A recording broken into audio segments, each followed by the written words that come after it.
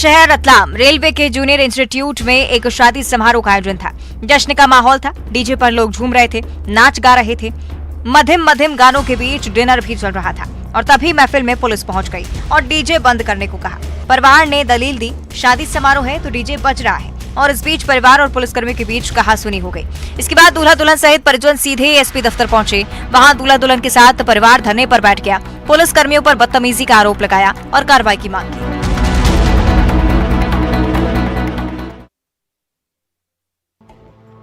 अपराध कैसा भी हो, अपराध तो अपराध होता है, और जब सैकड़ों लोगों की भीड़ के बीच में किसी अपराध के शक में आरोपी पकड़ा जाए तो सोचिए क्या हश्र होगा। अब बताना क्या है, देख ही लीजिए। तस्वीरें धार के राजौद गांव की हैं, जहां बच्चा चोरी के शक में भीख मांग रहे लोगों की गांव वालों ने पिटाई कर दी। दरअसल गांव में कुछ लोग भीख मांग रहे थे और इस दौरान गांव में किसी ने भीख मांग रहे लोगों पर बच्चा चोरी करने वाली गैंग होने की अफवाह फैला दी। फिर क्या, ग्रामीण आक्रोशित हो गए और देखते ही देखते आक्रोश इतना बढ़ा कि जमकर कुटाई कर दी। जब पिटाई से मन भर गया तो पुलिस के हवाले कर दिया। पुलिस ने भीख मांगने वाले लोगों से पूछा तो पता चला कि ये सभी लोग खरगोन के बड़वानी के रहने वाले हैं और भीख मांगकर अपना गुजर बसर करते हैं। जिसके बाद पुलिस ने सभी को सुरक्षित उनके घर वापस पहुंचाया। और अब ऐसे में सवाल उठता है कि कितना जायज है कि हम खुद किसी को आरोपी बना लें और खुद ही सजा तय कर दें। ये तो कानून का उल्लंघन है और कानून का उल्लंघन करने वालों को ही अपराधी कहते हैं। ऐसे में भीख मांगने वाले लोग जिस पर बच्चा चोरी का शक था वो आरोपी हुए या ये भीड़ अपराधी है जिसने सिर्फ शक के आधार पर पिटाई कर दी। हालांकि पुलिस ने पिटाई करने के मामले में अज्ञात लोगों के खिलाफ केस दर्ज किया है।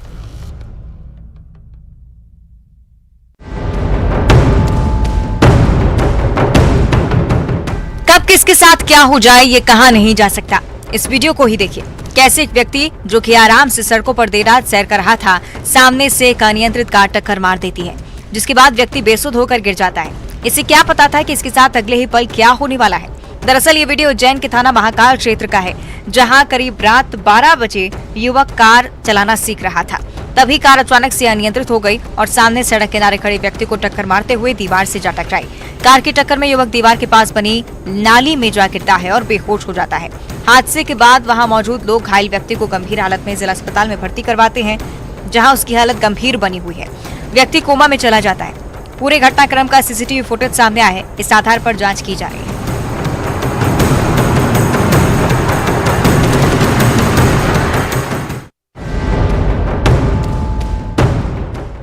मध्य प्रदेश में बुरहानपुर के नेपानगर में पुलिस ने बाकड़ी वन चौकी से बंदूकें लूटने वाले आरोपियों को गिरफ्तार किया। अभी आगे की कार्रवाई की तैयारी चल रही थी कि आधी रात का वक्त था, तभी 50 से ज्यादा अतिक्रमणकारियों ने थाने पर हमला बोल दिया। ताबड़तोड़ पत्थर बरसाने लगे, पुलिस वाहनों में तोड़फोड़ की और तीनों साथियों को छुड़ा ले गए। जिन्हें थाने से छुड़ाकर ले जाया गया वे बाकड़ी वन चौकी से बंदूकें लूटने वाले आरोपी सीवल निवासी हेमा मेघवाल और 2 अन्य लोग थे। अतिक्रमणकारियों ने एएसआई गुलाब सिंह, अजय मालवीय और एक अन्य पुलिसकर्मी से मारपीट की, जिससे वे घायल हो गए। उन्हें अस्पताल में भर्ती कराया गया। हमले के बाद पुलिस ने नगर में भारी पुलिस बल तैनात कर दिया। दरअसल 28 नवंबर 2022 की रात वन चौकी बाकड़ी में वन भूमि पर अतिक्रमण में शामिल आरोपियों ने चौकी के सुरक्षाकर्मी भोला बारेला और उसकी पत्नी के साथ मारपीट की। आरोपी चौकी के शस्त्रागार की अलमारी में रखी 17 बंदूकें और कारतूस लूट कर ले गए, जिसके बाद कार्रवाई करते हुए तीनों को गिरफ्तार किया गया था।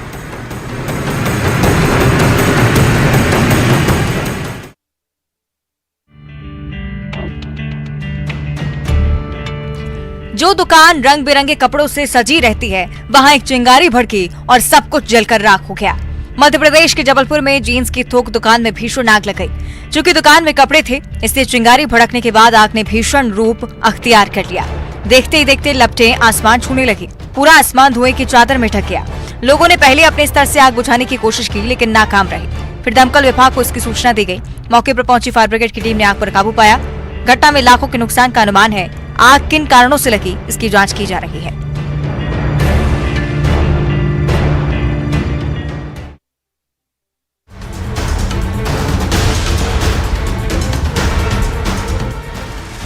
एक नहीं, 2 नहीं, 3 नहीं, 4 नहीं, बल्कि पूरे 5 दिनों तक वन विभाग ओवान के पीछे पीछे भागता रहा।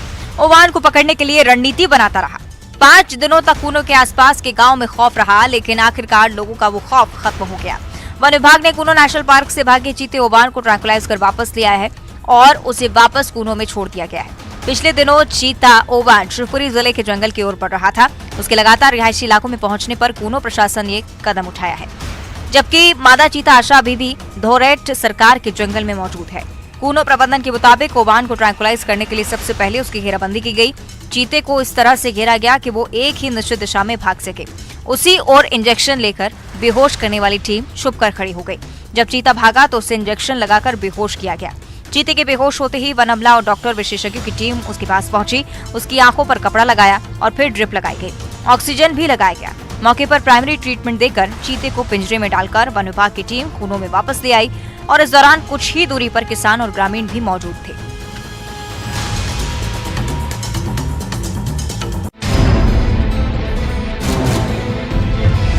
सागर के निर्मल ज्योति हायर सेकेंडरी मिशनरी स्कूल की जीव विज्ञान की लैब में मानव भ्रूण मिला है। छात्रों ने इसकी शिकायत राज्य बाल आयोग से की, जिसके बाद राज्य बाल आयोग जांच करने पहुंचा है। भ्रूण की तस्वीरें विचलित करती है। हालांकि स्कूल प्रबंधन बचने की कोशिश करता रहा और आयोग से भ्रूण को प्लास्टिक का बताया, जिस पर आयोग ने स्कूल प्रशासन से पूछा कि अगर भ्रूण प्लास्टिक का है तो उसे स्पेसिमेन में क्यों रखा है, जिसके बाद स्कूल प्रशासन सवालों के घेरे में है। इस मामले में स्कूल प्रशासन के खिलाफ एफआईआर दर्ज करने के लिए कहा गया है।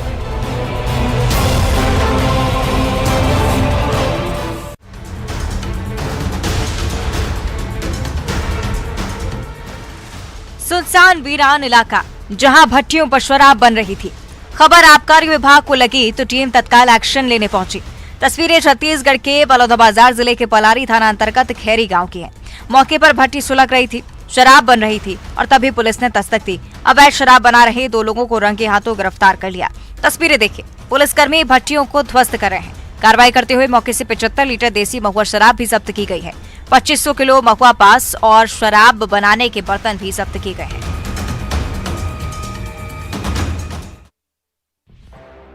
हमें चाहिए हवाई सेवा। रनवे के विस्तार में आखिर क्यों देरी हो रही है? और हवाई सेवा देने का मतलब ये नहीं कि मनमाने तरीके से किराया वसूला जाए। ये हम नहीं कह रहे हैं, ये तो कहना है हवाई सेवा जन संघर्ष समिति का। दरअसल बिलासपुर में फ्लाइट को बंद करने, सेवा विस्तार, किराए में मनमाने तरीके से बढ़ोतरी करने के विरोध में हवाई सुविधा जनसंघर्ष समिति ने आंदोलन तेज कर दिया है। समिति ने बिलासपुर में बाजार बंद का आह्वान किया। समिति के इस फैसले को 10 अन्य संगठनों ने भी समर्थन दिया और देखते ही देखते पूरे बाजार में सन्नाटा पसर गया। दुकानों पर ताले लग गए, सड़कों पर गाड़ियों की आवाजाही कम हो गई, ना दुकानदार दिख रहे हैं और ना ग्राहक। समिति ने मांग रखी है कि जल्द से जल्द बिलासपुर में रनवे का विस्तार हो, हवाई सेवा फिर से शुरू की जाए। इतना ही नहीं, किराए को भी कम किया जाए। अगर मांगे नहीं मानी गयी तो आने वाले दिनों में समिति अपना आंदोलन और भी तेज कर सकती है और सड़कों पर ऐसे सन्नाटे आए दिन देखने को मिलेंगे।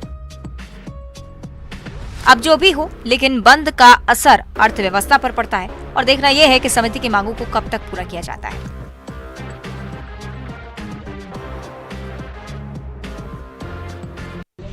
नहीं होगा, नहीं होगा मतलब नहीं होगा। आज छुट्टी का दिन है, इमरजेंसी के लिए ही बैठे हैं, ना कि कोई ओपीडी है ना आईपीडी है। आपको पूरा अस्पताल खुला लग रहा है। मरीज को खून की जरूरत थी। हैरान परेशान परिजन सीधे कोंडागांव जिला अस्पताल से ब्लड बैंक पहुंचे और खून की जरूरत बताई। लेकिन इसके बाद ब्लड बैंक के कर्मचारी ने जो कहा वो हैरान करने वाला है। कर्मचारी ने कहा कि नहीं होगा, आज नहीं होगा मतलब नहीं होगा।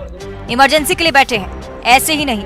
आपको पूरा अस्पताल सूना लग रहा होगा। ये आपकी गलती है कि आप छुट्टी के दिन आए। ब्लड नहीं चढ़ाएंगे तो भी कोई दिक्कत नहीं होगी। छुट्टी है तो छुट्टी है, छुट्टी मनाने दो। हद है जनाब, इससे गैर जिम्मेदाराना बयान भी भला होता है क्या? छुट्टी है तो छुट्टी है, छुट्टी मनाने दो। पेशेंट के चक्कर में पेशेंट को लगता है कि काम हो जाए, पेशेंट हमेशा बोलेगा काम हो जाए। ये कर्मचारी खुद ही डॉक्टर भी बन गया है। खून की जरूरत को ही खारिज कर दिया है। मरीज की जिंदगी को मौत की तरफ धकेलने वाली हकीकत का वीडियो सामने आया तो कर्मचारी के तैश की पोल खुली। ऊपर में हमारे देने वाला कौन है? मैं दिया सर। आप तो दे दिया कर रहे हो भी जरूरत नहीं, दे दिया। नहीं है जरूरत, इमरजेंसी नहीं है। मानो इस बात को, इमरजेंसी नहीं है, कोई इमरजेंसी। ड्यूटी की गरिमा को शर्मसार करने वाली ये तस्वीरें ड्यूटी ना सही तो मानवता का ही ख्याल रख लेते। लेकिन कुर्सी पर बैठे साहब को चाहिए थी छुट्टी और छुट्टी की मौज, सो मना कर दिया और अब स्वास्थ्य महकमा सवालों के घेरे में है। आज चढ़ेगा, उसके बाद कल फिर एक चढ़ेगा बोलते हैं। क्यों ऑपरेशन के लिए बोले हैं क्या? नहीं, वही से तो नहीं करता है। छत्तीसगढ़ के सुकमा का जगरगुंडा इलाका कभी घोर नक्सल प्रभावित क्षेत्र माना जाता था, लेकिन जैसे जैसे समय बीत रहा है वैसे वैसे आम जनजीवन विकास की राह पर चल पड़ा है।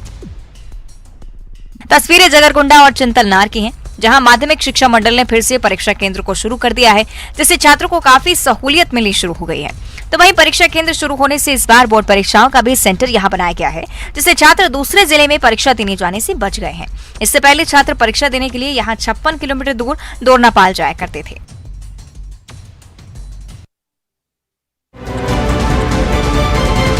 ये भक्ति नहीं है, ये कोई आराधना नहीं है, ये एक अनोखा प्रदर्शन है। तस्वीरें कांकेर जिले के पखानजोर की हैं। यहाँ अपनी मांगों को लेकर पंचायत सचिव अनिश्चितकालीन हड़ताल पर हैं, लेकिन अब तक उनकी मांगों पर किसी तरह की सुनवाई नहीं हुई।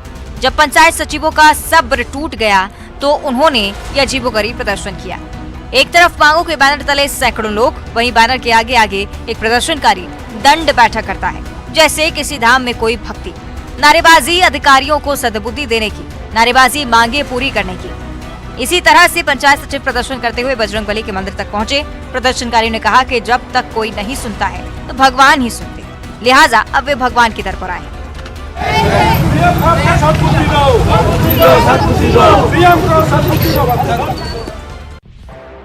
ज्योतिष पीठ के शंकराचार्य अवि मुक्तेश्वरानंद अपने बयानों के कारण सुर्खियों में रहते हैं। रायपुर पहुंचे शंकराचार्य ने हिंदू राष्ट्र और शिक्षा नीति पर बड़ा बयान दिया। उन्होंने कहा कि हमने कभी हिंदू राष्ट्र की बात नहीं की, पता ही नहीं है कि हिंदू राष्ट्र क्या है। पहले पता तो चले कि इसकी परिकल्पना क्या है, इसलिए हम ऐसे किसी पक्ष में नहीं है। हमें हिंदू राष्ट्र नहीं, राम राज्य चाहिए। वहीं रामनवमी पर देश के कई हिस्सों में फैले उन्माद पर शंकराचार्य बोले कि पहले तो ये समझना होगा कि धार्मिक उन्माद फैल रहा है या फैलाया जा रहा है। राजनीतिक दल ध्रुवीकरण कर रहे हैं। और इसके बाद शिक्षा नीति पर उन्होंने कहा कि जब मदरसों में इस्लाम की शिक्षा दी जा रही है, क्रिश्चियन स्कूलों में प्रेयर हो रहा है, तो बताया जा रहा है कि तो सनातन धर्म की शिक्षा पर रोक क्यों? शिक्षा नीति में बदलाव होने चाहिए।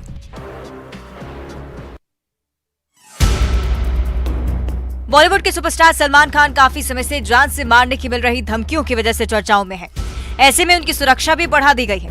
हाल ही में अभिनेता ने भी इन धमकियों पर चुप्पी तोड़ी और बेहद मजेदार अंदाज में जवाब दिया। कहा कि पूरे इंडिया के भाईजान नहीं है, किसी की जान भी है हम। इसी बीच चर्चा है कि सलमान खान ने एक नई कार भी खरीदी है जो कि बुलेट प्रूफ है। सुपरस्टार ने हाल ही में नई बुलेट प्रूफ एसयूवी कार को अपने काफिले में शामिल किया है।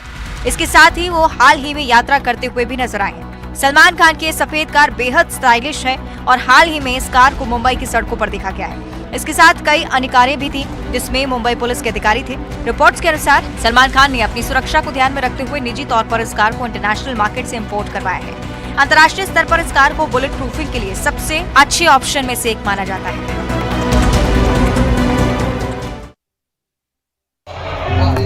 पंचांगीय गणना के अनुसार शुक्रवार से वैशाख मास का आरंभ हो रहा है। महाकालेश्वर मंदिर की परंपरा अनुसार वैशाख कृष्ण प्रतिपदा से गर्मी की शुरुआत मानी जाती है। पुजारियों के अनुसार वैशाख और ज्येष्ठ 2 माह अत्यधिक गर्मी वाले होते हैं। इसलिए 2 माह भगवान महाकाल को शीतलता प्रदान करने के लिए उनके शीश 11 मिट्टी के कलशों की गलंतिका बांधी गई है। इससे अविरल शीतल जलधारा प्रभावित होती रहती है। इस बार भी वैशाख कृष्ण प्रतिपदा पर गलंतिका बांधी गई। ये क्रम पूरे 2 महीने तक चलेगा।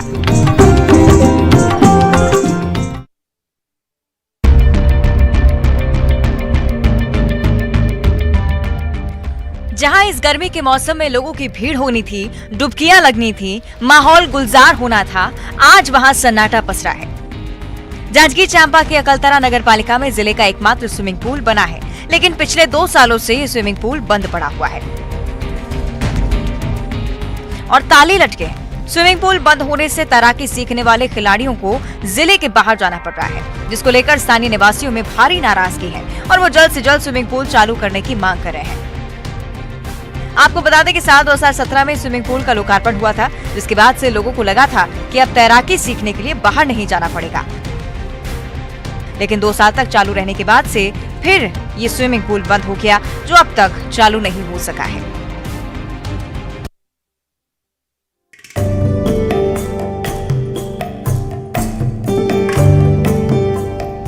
मोर को नाचते देखा है क्या?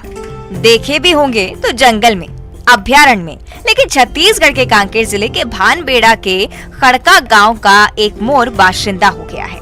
मोर यहाँ घरों में, गलियों में बेरोक टोक घूमता है। कहते हैं कि कुछ साल पहले जंगल से भटककर मोर गांव पहुंचा, उसके बाद कभी वापस ही नहीं लौटा। अब गांव के लोग मोर के दोस्त हो चुके हैं। मोर के खाने पीने की व्यवस्था गांव के लोग कर देते हैं। खाने पीने के बाद मोर घूमने जंगल भी जाता है और फिर लौट आता है। आसमान में जब घटा गिरती है तो मोर पंख फैलाकर नाचने लगता है और इसी का तो इंतजार करते हैं ग्रामीण। मोर के नृत्य की खूबसूरती भला किसे आनंदित नहीं करेगी।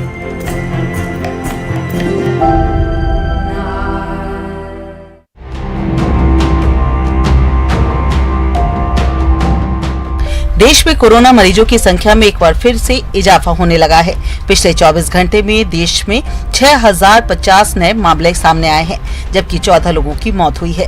एक्टिव केस का आंकड़ा भी 28,303 हो गया है। फिलहाल पॉजिटिविटी रेट 3.39% है। मार्च के 31 दिनों में कोरोना के 31,902 केस सामने आए थे। इसके मुकाबले अप्रैल के 6 दिनों में ही 26,523 केस मिले हैं। अगर संक्रमण दर यही रही तो अप्रैल में 1,20,000 नए मामले सामने आने की आशंका है। तेजी से बढ़ते कोरोना केस को लेकर केंद्रीय स्वास्थ्य मंत्री मनसुख मंडाविया ने शुक्रवार को सभी राज्यों और केंद्र शासित प्रदेशों के स्वास्थ्य मंत्रियों के साथ समीक्षा बैठक की। मांडविया ने देश में कोरोना की स्थिति पर कहा कि हमें सतर्क रहने की जरूरत है, घबराने की नहीं। वर्तमान में ओमिक्रॉन का सब वेरिएंट देश में फैल रहा है। इसमें अस्पताल में भर्ती होने की जरूरत नहीं होती है। इससे पहले बुधवार को कोविड एम्पावरमेंट वर्किंग ग्रुप ने भी समीक्षा बैठक की थी।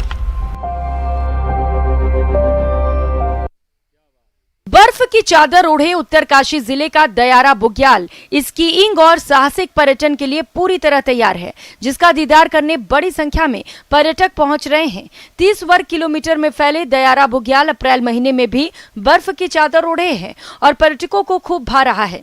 ऐसे में बुग्याल की हल्की ढलानों पर बर्फ में दूर तक सैर और स्कीइंग करने के लिए काफी अच्छी स्थितियां हैं। यहाँ पहुंचने के बाद सुंदर वादियों का दीदार सैलानियों को जन्नत का एहसास कराता है।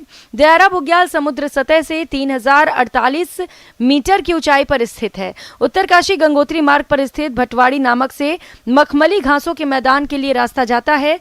दयारा बुग्याल देशी विदेशी पर्यटकों के आकर्षण का प्रमुख केंद्र है। हर साल यहां बड़ी संख्या में पर्यटक पहुंचते हैं।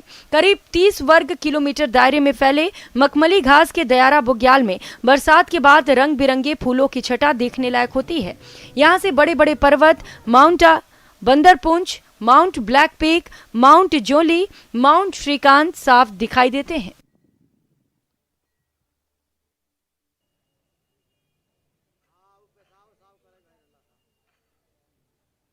कहावत है, हाथी पालना आसान है क्या? कुछ इसी संकट से गुजर रहे हैं जयपुर के हाथी गांव के हाथी पालक। लगातार बढ़ती महंगाई की वजह से हाथी की खुराक दिनों दिन महंगी और खर्चीली होती जा रही है।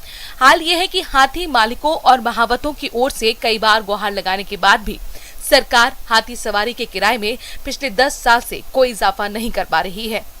इससे राजधानी में मौजूदा 82 हाथियों का लालन पालन में महावतों को काफी मुश्किलों का सामना करना पड़ रहा है। साल 2010 में पर्यटन विभाग ने ऐतिहासिक आमेर महल में हाथी सवारी के एक चक्कर की कीमत 1100 रुपए तय की थी और 13 साल बाद भी वही किराया है, जबकि हाथी की खुराक का खर्च 4 गुना बढ़ गया है, जिससे हाथी पालना बहुत मुश्किल हो रहा है। हाथी मालिकों का कहना है कि वन विभाग रणथंभौर और सरिस्का में जंगल सफारी का किराया तो कई बार बढ़ा चुके हैं, लेकिन हाथी सफारी का किराया जो का त्यों है। हाथी मालिकों ने भी हाथी सफारी का किराया 2500 से 3000 रुपए तक करने की मांग की है।